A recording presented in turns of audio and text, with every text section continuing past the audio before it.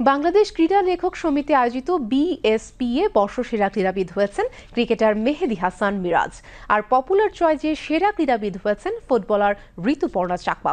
রাজধানীর একটি হোটেলে জমকালো অনুষ্ঠানের মাধ্যমে আজ বিভিন্ন ক্যাটাগরিতে সেরাদের মাঝে পুরস্কার বিতরণ করেন যুব ও ক্রীড়া উপদেষ্টা আসিফ মাহমুদ সজীব ভূঁইয়া। বিএসপিএ সভাপতি রেজওয়ান উজ্জামান রাজীবের সভাপতিত্বে অনুষ্ঠানে অন্যান্যের মধ্যে উপস্থিত ছিলেন স্কয়ার টয়লেটিজ লিমিটেডের ব্যবস্থাপনা পরিচালক অঞ্জন চৌধুরী। সেরা হবার দৌড়ে মিরাজ পেছনে ফেলেন ঋতুপর্ণা চাকমা এবং ২০২৪ প্যারিস অলিম্পিকে সরাসরি খেলার যোগ্যতা অর্জন করা আর্চার সাগর ইসলামকে। আর ঋতু পপুলার চয়েস অ্যাওয়ার্ড জিতেছেন মিরাজ ও জাতীয় দলের পেস সেন্সেশন নাহিদ রানাকে পেছনে ফেলে।